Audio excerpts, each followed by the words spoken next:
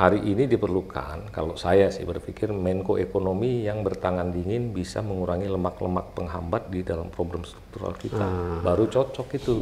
Waktu menarik uang itu mau ditempatkan di bank-bank umum, disiplin perencanaannya apa? Untuk Pak Purbaya ya nggak usah juga berubah gaya gitu, tapi yang paling penting itu pilihlah jalur pacu yang pas. Ini kan cuma beda antara emak dan bapak lah. Kalau emak itu kita mau mengusulkan sesuatu, itu rigid, sulit di depan tapi lebih aman di belakang kalau emak itu. Tapi kalau bapak, dia cuma bilang, ngapain sih kamu berisik? Ya mau beli itu, berapa? Udah sekian. Dia buka langsung dompet, selesai. Nih. Lu jangan macem-macem ya. Pas pulang dia tanya, kita jelasin gini lah gitulah. Langsung aja dia jewer, terus buka kamar mandi, suruh masuk, kunci. Tinggal kita tunggu aja siapa yang dijewer, yang dikunci di kamar mandi.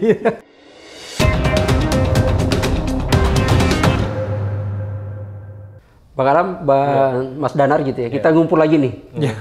Setelah ada peristiwa yang luar biasa, ada reshuffle kabinet gitu ya, Menteri Keuangan. Tapi yang saya sebelum ke situ saya ini agak, kita akan bicara banyak data kan gitu. Tapi jujur waktu begitu pergantian, saya tiba-tiba teringat nih.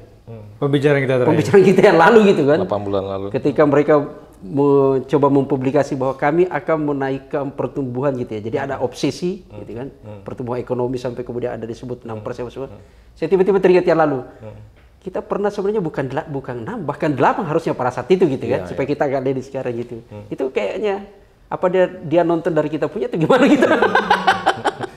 Tapi di luar itu Mas Danar kan ada targeting gitu ya, misi. Jadi ada keinginan untuk 6% tapi ada kebijakan juga diambil itu. 200 triliun bro. Duit di BI itu kemudian ditarik ditempatkan di bank swasta. Kalau publik di luar itu 200 triliun nih. Di saat kita lagi susah baru terjadi gonjang-ganjing kemarin kan tiba-tiba ternyata ada duit 200 itu. Nah, ini kayaknya yang perlu dimintakan tolong Mas Alam ya untuk yang lebih paham logika ekonomi. Kalau kita kan sebagai orang awam cenderung mengikuti diksi-diksi gitu ya. Statement-statement seolah-olah selama ini duit itu memang ditahan gitu di bank sentral, tidak diedarkan gitu. Nah, sekarang kemudian dengan seolah-olah ada skenario sengaja gitu kan. Gimana Mas Alam? Ya enggak, itu kan sebetulnya kalau kita lihat anggaran itu ada namanya sisa lebih ya, anggaran tahun lalu plus sisa anggaran tahun berjalan. Ada program yang belum dijalanin. Yang paling gampang misalnya kita lagi melakukan pengadaan kan nggak semua uang langsung dibayarkan. Ada prosesnya. Ada proses. Nah, uang itu ditaruh di kas negara. Yang di Undang-Undang Perbendaharaan Negara dinyatakan tempatnya ada di BI. Makanya kemudian ribut kan ketika Purbaya bilang mau pindahkan ke bank umum, orang bilang melanggar undang-undang, bahkan ada yang bilang melanggar konstitusi. Terjadilah wacana seperti itu. Kalau bagi saya itu perdebatan administratif aja. Kalau memindahkan uang dari kas itu ya ditarik namanya, bukan dibikin rekening baru sebagai rekening perbendaharaan, bukan. Pertanyaan saya memang waktu menarik uang itu mau ditempatkan di bank-bank umum. Itu dalam konteks pelaksanaan program apa, disiplin belanja apa. Tapi yang 200 itu sisa perhitungan tahun lalu atau yang sementara berjalan tuh? Itu termasuk yang sementara berjalan. Jadi ada yang sementara berjalan, 425 triliun lah tiba-tiba. Mungkin juga sebagian ada. Saya nggak tahu kalau sudah numpuk itu kan mana yang mau sudah bercampur masuk. Sudah bercampur, mau dijelaskan saya nggak tahu. Nah, bagi saya sih ya kecil ya sebetulnya segitu 200 kalau untuk perbankan kita. Yang ribuan triliun gitu duit di situ, likuiditasnya juga masih numpuk. Tapi kalau bagi rakyat yang nyari modal 100 juta susah, 200 triliun itu 2 juta orang yang berharap, jadi besar gitu kan. Jadi besar kecilnya itu tergantung. Kalau saya yang punya usaha butuh modal 100 juta, jadi wah peluang untuk 2 juta orang nih. Tapi kalau bagi bank, ya duit yang ada aja belum kepake, kami sudah mau disuruh lagi, gitu kan kira-kira. Nah, jadi sebetulnya pertanyaan saya, waktu menarik uang itu mau ditempatkan di bank-bank umum, disiplin perencanaannya apa, peruntukannya kan itu. Itu juga NGO-NGO yang suka ketat mempertanyakan penganggaran segala macam, perencanaan, pada diem juga semua, saya heran juga. Kan harusnya pertanyaan gitu. Pak Purbaya itu untuk apa sih ditaruh di situ supaya ngalir ke masyarakat? Ya jalur pacunya apa? Untuk koperasi merah putih seperti yang bilang, tapi iya koperasi merah putih langsung bisa nyerap 200 triliun. Ya. Dan hati-hati, koperasi merah putih kan sekarang belum disetup secara baik kan gitu. Beberapa makanya, bahkan baru merekrut gitu. Terus awalnya mau dikasih bunga 4%. Saya udah menebak kalau 4% dianggap mahal nanti didiferensiasi. Kalau masuk ke program unggulan misalnya koperasi bunganya cukup sekian persen, benar kan? Ternyata untuk kalau masuknya ke koperasi 2% gitu, itu main-mainan gitu kan biasa. Jadi problemnya itu menunjukkan respon-respon reaktif kan menunjukkan bahwa sebetulnya tidak ada perencanaan dengan baik. Itu sih ya, keywordnya. Kedua, kita punya pengalaman dengan KUT dulu. Iya. Koperasi usaha tani ya. Iya, KUT waktu kita habis reformasi. Habis reformasi itu kan ada Menkop kita almarhum Mas Adi Mas Sasono, Adi, yang sekarang kadernya juga jadi Menkop tuh namanya Ferry Juliantono. Harus mengurusi koperasi sekian puluh ribu. Ya ada pengalaman dulu kan uang memang mengalir, tapi mau ngalir sampai jauh kita nggak tahu gimana. Jadi kayak iklan jadinya. Terlalu jauh. Bengawan Solo. Iya. Jadi saya bilang enggak, bagi saya sih perdebatan-perdebatan itu hanya membuat orang mendapatkan corak baru yang tadinya tertib, agak lebih terjaga kalau menyampaikan sesuatu seperti Bu Sri Mulyani, sekarang datang Pak Purbaya yang agak cepat, koboi, agak reaktif gitu ya, koboi, istilahnya koboi gitu. Bagi saya sih dua-dua ini sama aja sebetulnya. Kalau dibilang mazhab juga nggak ada masalah. Nggak, artinya kalau dari penjelasan Mas Aram tadi, barusan kan ini saya jadi membayangkannya masalahnya sebenarnya perbedaannya di teknis aja gitu. Ya. Ditarik dari bank sentral, mau ditaruh di mana, dialirkan untuk program apa kan gitu ya. Seperti itulah. Nggak ada sesuatu yang fundamental sebetulnya. Makanya saya udah menebak juga. Saya bilang ini kita ngobrol santai ya, nggak usah terlalu bicara nanti sambil sekali-sekali kita serius ngangkat. Saya suka bilang ini bukan serius itu kalau kita mau cari di mana 200 triliun gitu. Ya, kalau itu gampang. Kita minta aja dia jelaskan, kalau nggak bisa dijelaskan BPK kita minta audit. Sederhana, kalau nggak bisa ya copot, bukan cuma direktur banknya yang dicopot. Menteri Keuangannya juga copot. Meletakkan sesuatu nggak terencana. Sorry ya Purbaya, maksud saya ya begitulah hidup gitu ya. Kita boleh, saya suka bilang bercanda begini, ini kan cuma beda antara emak dan bapak lah. Untuk orang generasi saya mungkin ya dulu. Kalau emak itu kita mau mengusulkan sesuatu karena dia yang pegang cash, itu rigid, sulit di depan tapi lebih aman di belakang kalau emak itu. Dia akan tanya dulu untuk apa yang kemarin sisa belanjamu kemarin uang jam berapa gitu. Syaratnya banyak. Kan kemarin masih ada yang saya kasih duit kemarin. Tapi sekali kita bisa yakinkan udah dia kasih. Kadang-kadang kita kan nakal juga, kita pakai untuk yang lain, masalah. Begitu masalah dipanggil, nah sini dulu kamu duduk di meja. Dia bikinin teh, diomelin kita cuma. Ngomelin walaupun sakit juga kan. Tapi itu lama. Tapi kalau bapak dia cuma bilang, ngapain sih kamu berisik? Ya mau beli itu. Berapa? Udah sekian. Cukup nggak? Ya cukup lah. Tambahin sedikit boleh. Dia buka langsung dompet, selesai. Nih, lu jangan macem-macem ya. Awas tuh. Ya. Nakal kita kan? Nggak kita belanjakan sesuai. Pas pulang dia tanya, kita jelasin gini lah, gitulah. Langsung aja dia jewer, terus buka kamar mandi, suruh masuk, kunci. Hari ini saya dengar Purbaya, kalau nggak bisa nyalurin, ada yang macet itu kredit itu, ganti aja CEO-nya kan, karakter bapak. Tapi agak ini di situ di Pak Purbaya, saya awalnya agak sepakat itu soal analogi, itu kan karakter ya, emak-emak dengan bapak-bapak. Tapi setelah melihat khusus di 200 itu kayaknya agak missing gitu. Misalnya gini, kan dari perbankan itu kan tidak minta sebenarnya. Tiba-tiba kemudian Menteri Keuangan nih tak tempatin tuh 50 triliun di Mandiri, 55 di BRI.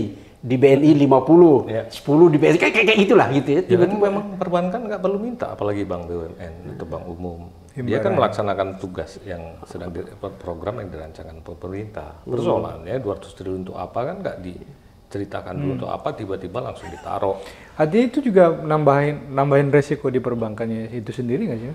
Kalau saya berpikirnya gini lah, kalau orang bank ini saya hari ini aja kalau kita lihat di data ya, dari tahun 2015 sampai 2024 itu sudah 25% duit orang yang ada di bank itu dibelanjakan untuk membeli surat berharga ada SBN, ada SRBI. Mengendap sebenarnya. Kasarnya kan? Saya tuh agak susah. Kita jangan biasakan nyebut mengendap. Iya, iya. Jadi kadang-kadang itu loh Pak Sam. Kalau dibilang mengendap itu orang bank protes juga. So kita agak sedikit berempati dengan. Iya, iya. Kalau dibilang mengendap, ya enggak, kan kami puter, dapat bunganya, nanti Bapak bunga depositnya bisa saya bayar dari situ. Jadi dia bilang kita puter. Ya. Cuma puternya di mana? Di sektor real atau di pasar uang? Ini kan di pasar uang aja. Ya, artinya dia nggak ngedorong sektor ekonomi yang lebih lebar, langsung. luas ya. Nah, pertanyaannya kenapa? Kalau saya ngobrol beberapa perbankan, ya demand memang buruk. Kalau demand memang buruk, ya orang juga mau investasi atau mau minta modal kerja apa gitu kan? Ya, ya. Minta kredit macam apa? Bukan karena suku bunga, tapi memang demand-nya tidak ada. Ya pengakuannya begitu, maka seorang purbaya yang katanya konon lulusan Purdu, dia harusnya kan bisa tahu tuh elastisitas permintaan kredit kita hari ini macam apa. Boleh jadi mungkin bagi purbaya untuk segmen tertentu masih bagus, segmen ekonomi rakyat ini, sehingga ya kucurkan aja, taruh aja di bank gitu kan. Kalau yang lain memang belum gitu. Nanti saya stimulan dengan bebaskan dulu pajak orang sampai 10 juta gitu loh, supaya hidup. Dia punya cara, tapi yang begitu kan harusnya sudah diceritakan setting itu secara keseluruhan. Itulah namanya bernegara. Ya. Jadi ini loh agenda saya, plak itu kan sama juga tiap kali presiden atau menteri keuangan itu nanti akan menceritakan agenda pemerintah. Kalau enggak, ya wajar. Berapa bunganya? Waktu itu dibilang 4%, bank-bank bilang kalau 4% terus on call juga tiap kali deposit itu bisa diambil sewaktu-waktu. Wah, kalau begitu ya harus yang short term juga. Apa? Ya surat berharga di luar SBN karena SBN dilarang. Saya cari lagi yang lain. Kalau kita lihat laporan OJK tentang perbankan itu kan surat berharga itu ada bentuk macam-macam juga dari bank itu, bukan cuma SBN aja.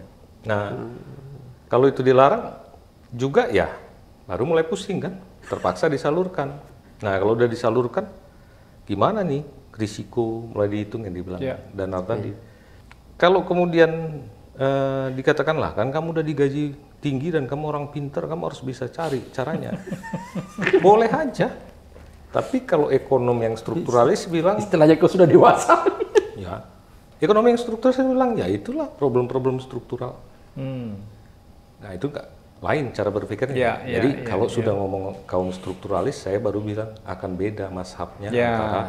Kita baru bicara perbedaan mazhab. Ya, kalau ini enggak, ini persoalan mak dan bapak aja. Jadi saya mikir sama aja, cuma sekarang Purbaya diberi peran untuk mempercepat belanja.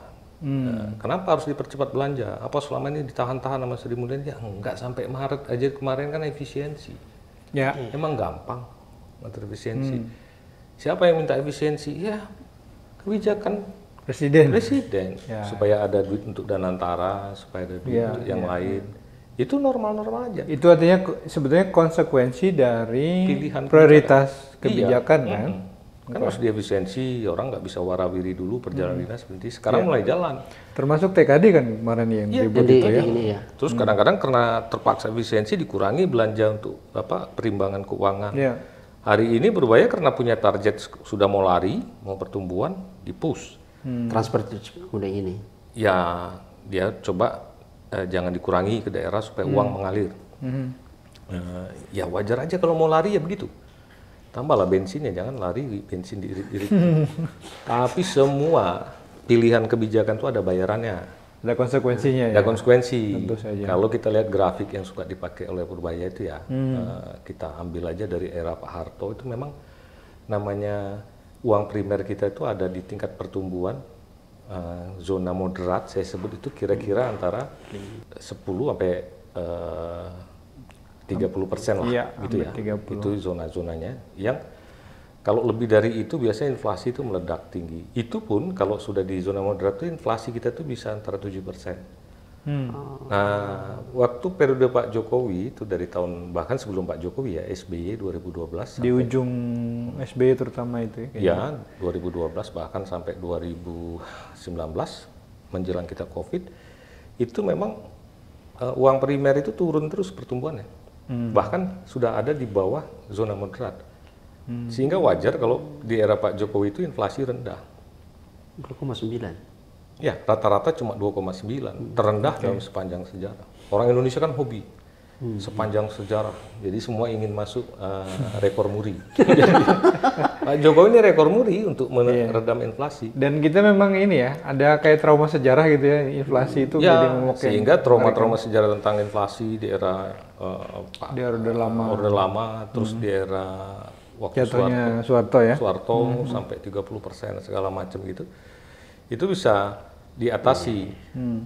Rendah memang, ya pertanyaannya kemudian pertumbuhan gimana? Ya rendah juga. 4, sekian. Karena memang uangnya dibatasi ya, dan itu ada peran BI tentunya di situ, bukan cuma pemerintah. Tapi pas COVID, karena situasi dilema, maka kemudian diputuskan. Nah itu mungkin oleh Purbaya, dia pengaruhi agar kemudian base money itu ditambah. Naik sih memang kalau kita lihat ya tahun 2022. Iya. Dan kemudian apa yang terjadi? Pertumbuhan naik juga 5,3. Iya. Tapi ingat. Dan itu yang digembar-gemborkan sebagai prestasi. Ya.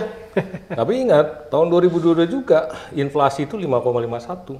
Dan tertinggi Purbaya juga. juga di situ. Dan tertinggi di era selama masa Jokowi. Ya. Tahun 2002. Salah ke Purbaya, dia cuma menambahkan kalau mau ngejar pertumbuhan supaya orang nggak ngamuk, supaya tetap lapangan kerja ya dikejar, tambahkan base money. Yang nggak dia ceritakan bahwa ya bayarannya inflasi lah. Jadi pintar mencari memotong-motong diksi dia ya. Iya, saya nggak tahu. Apa mungkin karena orang nggak nanya dia nggak jawab gitu ya. Karena orang selalu inginnya kan pertumbuhan gitu. Itu yang tadi sebenarnya juga saya mau ini tanyakan juga ke Mas Alam ketika dijelaskan. Harusnya kan jadi sisi perencanaan, mau Menteri Keuangan, Presiden, itu kan jelaskan ya ini yang mau saya lakukan, tahapannya ini detail. Iya. Mungkin juga karena memang lembaga pengawas kita nggak ada yang nanyain sedetail itu juga kali, Mas. Enggak, mungkin juga nggak kepikir. Sudah. Iya juga sih, masuk akal juga itu. Iya. Oke. Makanya waktu itu Purbaya bilang setelah saya temu kemudian pertumbuhan naik. Setelah ada intervensi kemudian membaik gitu ya.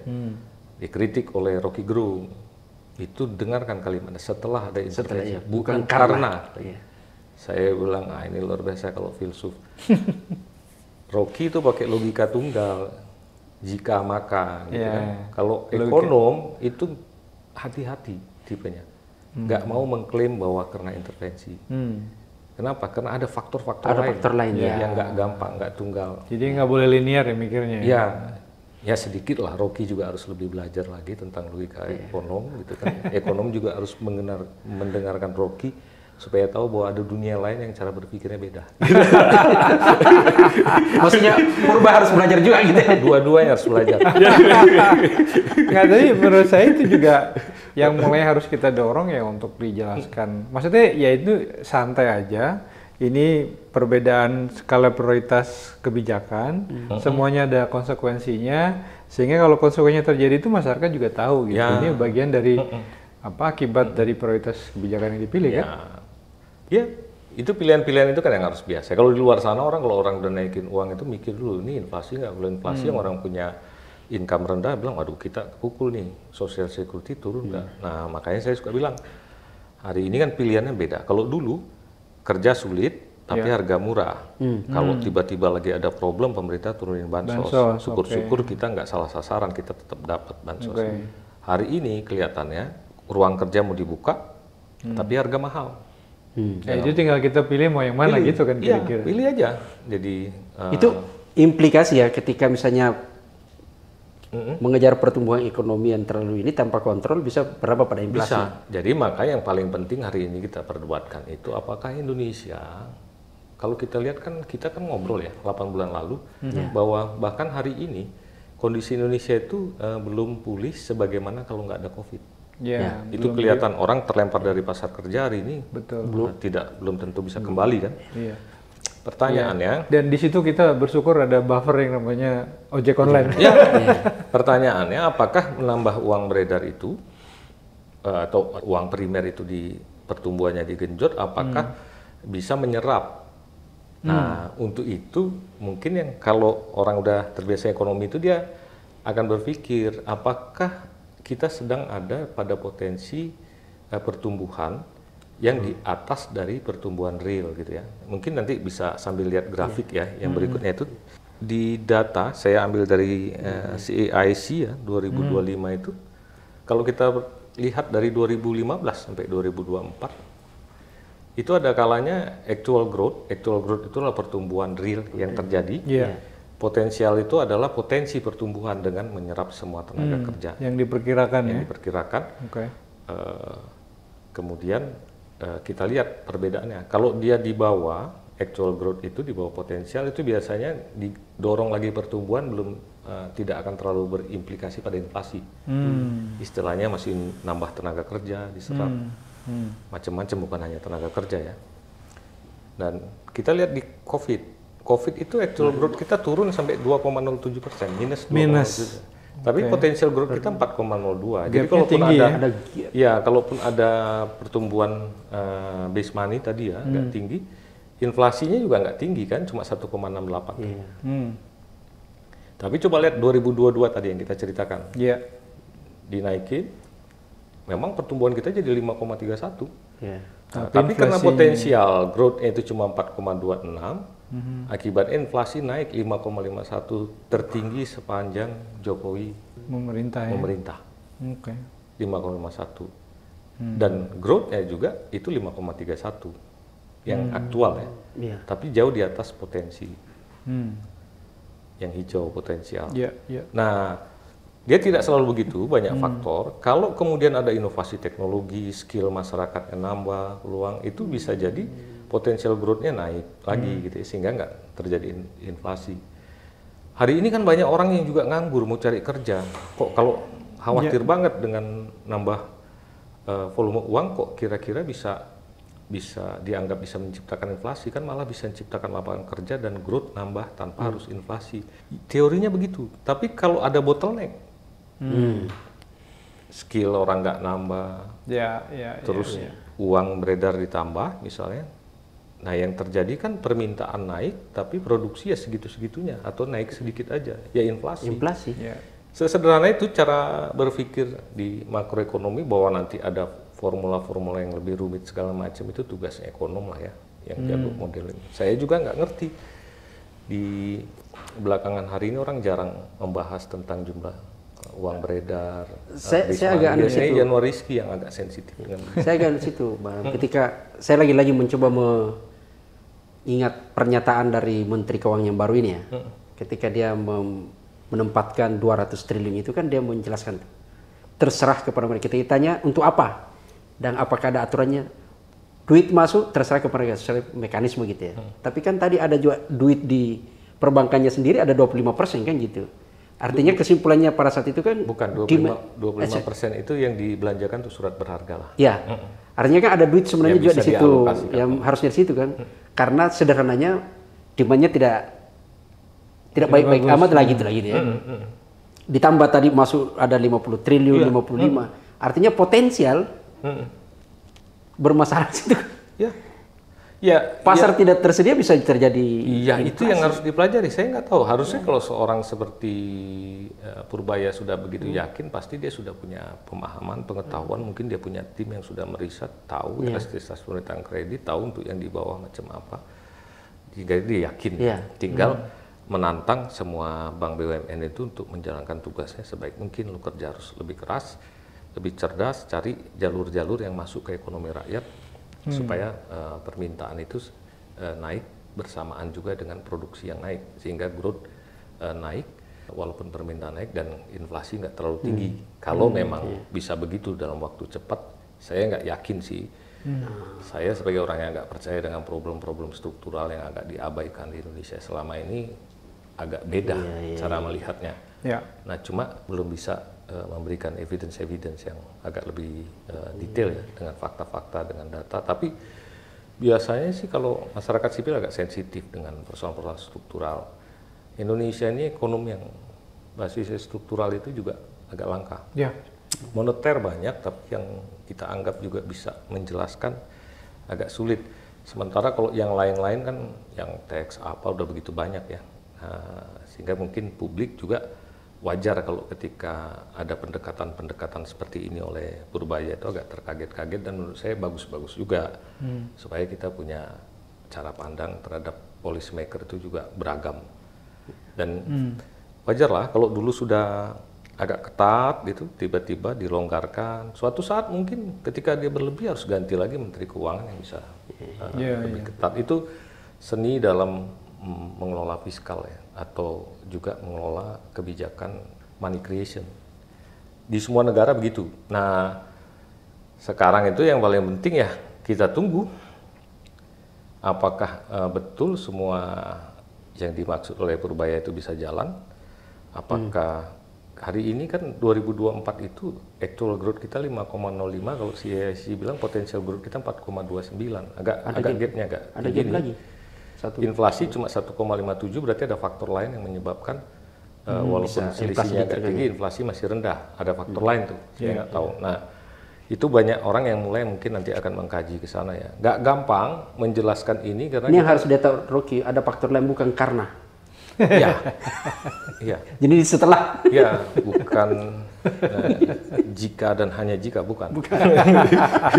Jadi maksud saya, tapi nggak apa-apa lah. Rocky kan harus cari cara untuk mengkritik pejabat publik. Kalau nggak ada Rocky kita bahaya juga Republik ini. Nah, di situ sih menurut saya yang paling penting itu adalah di era Pak Prabowo itu 2025 ke depan itu kita mau lihat apakah yang dilakukan Purbaya itu bisa jalan, dan agenda-agenda program strategis makan bergizi kemarin udah agak dia peringatkan kan, Ya, ini dia kok serapannya rendah gitu kan, oh ini harus jalan nih. Kemudian Koperasi Merah Putih makan bergizi ini juga nggak sembarangan kan jalan, ada problem-problem struktural di sana. Nah, betul. Koperasi Desa Merah Putih juga sama, belum lagi yang lain-lain. Sehingga sebetulnya hari ini diperlukan, kalau saya sih berpikir, Menko Ekonomi yang bertangan dingin bisa mengurangi lemak-lemak penghambat di dalam problem struktural kita. Baru cocok itu. Kalau nggak nanti stroke ya. Iya, kalau nggak Karena stroke. banyak sumbatan. Betul, dipompa darahnya, tersumbat, stroke. Menteri Perindustriannya harus punya setting juga untuk bangun industri rakyat. Menteri Perdagangan jangan diem aja. Harga beras sudah melonjak-lonjak, yang sibuk Menteri Pertanian, apa urusannya Menteri Pertanian ngurusin perdagangan. Jadi kalau menurut saya yang gitu-gitu. Termasuk Menteri Koperasi yang baru berarti ya? Iya, Menteri Koperasi yang baru nih nanti kita lihat bisa nggak melakukan percepatan. Dan beliau kan sekaligus Ketua Harian Satgas Percepatan Koperasi Daerah, Koperasi Desa Merah Putih itu ya. Sebenarnya itu banyak terakhirnya, karena yang membuat kenapa, tapi ini saya hanya membaca di beberapa platform medsos gitu ya. Kenapa ketakutan publik terhadap 200 triliun itu, karena ketika dicek, ditanya tuh Menteri Keuangan, ini untuk apa? Tidak ada. Tapi ada dua yang disebut tuh, yaitu adalah MBG dengan koperasi. Koperasi bahkan menyebut, silakan distribusi ke sini, bahkan dia akan turunkan suku bunga gitu ya. Ya. Di situ. Berarti kan sebenarnya 200 triliun itu sudah ada penempatannya kasarnya gitu ya. Yang kedua MBG. Nah, problem di MBG meskipun pernah juga kita ini kan, tata kelolanya kan di situ kayak bermasalah.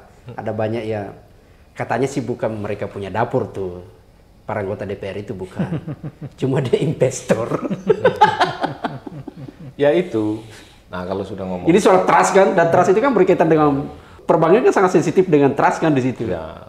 Dan jangan salah, kalau sudah dikasih kesempatan masih enggak juga, kemudian akan ditarik oleh Menteri Keuangan ya, dia akan bertemu dengan Presiden, kita relocate kemana rencana. Wah, perubahan anggaran harus dengan DPR. Iya, kalau DPR-nya juga mikir begitu ya, saya nggak tahu. Nah, ini kan kadang-kadang butuh cepat nih, sudah akhir tahun. Kita udah masuk Oktober, November, Desember, triwulan terakhir. Kalau masih ada uang 200 triliun, mungkin bagi Pak Purbaya ini kok gede banget ini, berarti ada yang macet. Saya buka dulu nih, gitu kan. Istilahnya nih pembuluh darahnya dipasang ring lah, supaya lancar. Darahnya lancar gitu kan.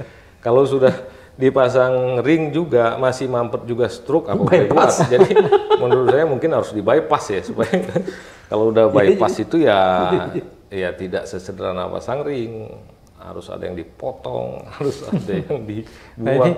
ini menurut saya ada dua hal, Mas. Pertama, kalau tadi balik ke analoginya Mas Alam soal style Bapak tadi, ini kan tinggal kita tunggu aja siapa yang dijewer, yang dikunci di kamar mandi.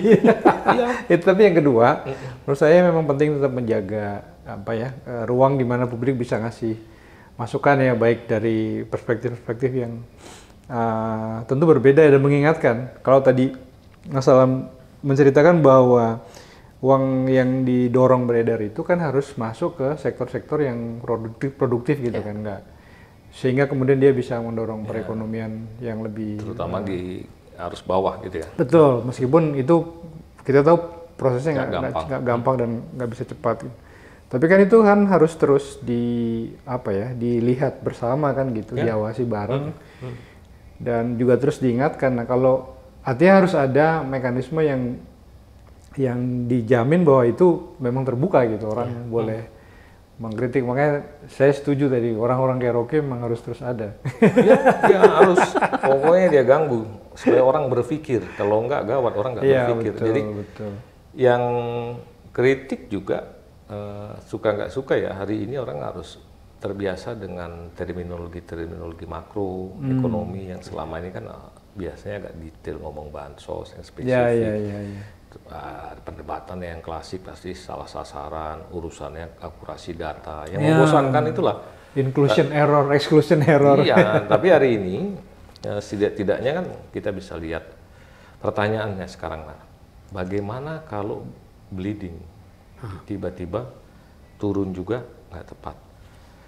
Mungkin saya berpikir mungkin bagi orang yang sangat tight dengan ketat dengan governance pasti bisa marah dengar omongan saya. Kalau saya berpikir kalau sawah itu kering, yang penting bagaimana irigasinya itu terisi oleh air dulu. Bahwa ternyata karena agak lama irigasinya dia bocor, luber kiri, yang penting kemudian sawahnya terendam air asal jangan banjir. Mulai tumbuh, setelah tumbuh orang panen, kalau panen kan dapat pajak tuh. Nah, habis itu perbaiki irigasinya. Nah, itu butuh kesabaran sistemik. bukan sekedar orang yang kritik harus tetap kritik, oversee, lembaga-lembaga oversee harus mengawasinya, karena sekali dibuka ini, itu bisa terjadi proses seperti yang saya bayangkan tadi. Dia tersiram dulu. Tapi kalau terus-terusan dibiarkan begitu, akhirnya nggak produktif juga, banjir juga. Kalau udah banjir ya panen nggak laku, akhirnya tax ratio kita tetap rendah. Kita nggak bisa ambil pajak dari produksi gitu ya, yang industri segala macam. Nah, pertanyaan yang paling penting setelah Menteri Keuangan juga berganti warna, pertanyaannya, menteri-menteri teknis ini siap nggak? Jangan selalu menyalahkan persoalan seolah Sri Mulyani dulu sulit, tanpa pernah tahu bahwa 3 bulan pertama memang setengah mati merealokasi. Pertanyaannya ketika keran dibuka, cara kerjanya masih seperti lama, ya jangan ngambek juga kalau sama presiden nanti diganti. Yang paling penting kan rakyat, bukan pejabat. Kira-kira gitu. Dan selalu di setiap samanya itu sensitif itu soal ekonomi kan sebenarnya. Jadi kalau ini memang harus berpacu, yang penting dia jangan lepas dari landasannya. Ya betul. Dan ekonomi itu kelihatannya cuma angka-angka, tapi refleksi dari rasa adil itu yang hati-hati. Kemarin kan kita udah melihat ya betapa orang merasa tidak adil gitu ya, diperlakukan tidak adil. Jadi nyamuk. Sudah ngomong pergi aja dulu gitu ya, kabur aja dulu. Dia yang kabur malah. Dianggap biasa aja. Terakhir orang udah protes dibilang tolol, lengkap lah penderitaan. Sudah. Nah, menurut saya hari ini mudah-mudahan menteri-menteri teknis juga bisa lebih siap ya menyambut model-model yang diterapkan lebih banyak melakukan pelonggaran likuiditas. Kalau kita nggak siap, nanti inflasi masalah baru muncul. Itu aja sih menurut saya. Sederhana itu. Nggak ada cerita mazhab, ada yang ngomong Keynesian apa segala macam, mana sih apa-apalah, orang bolehlah berimajinasi macam-macam, bilang ini sangat sosialis, enggak juga, ini instrumentalis.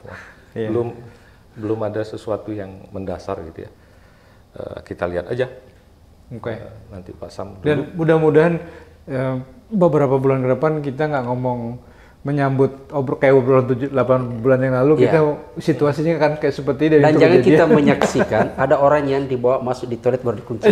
Nah, jangan itu terjadi lagi gitu ya. Jangan. Jadi betul-betul FOM ini jadi 200 triliun itu betul-betul terdistribusi secara baik gitu ya. Dan itu bisa menambah pertumbuhan. 200 triliun Pak Sam. Itu 200 triliun itu cuma bagian kecil saya. Banyak anggaran-anggaran lain. Oh iya, yang dari PBN gitu ya. Maksudnya kan kita fokus tadi bahas itu gitu ya.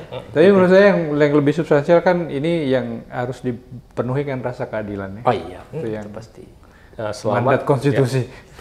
Pasal 33 Pak. Ya, untuk Pak Purbaya ya nggak usah juga berubah gaya gitu. Tapi yang paling penting itu pilihlah jalur pacu yang pas. Supaya ekonomi kita nggak terjungkal, itu aja. Oke, sip. Sampai ketemu di si berikutnya.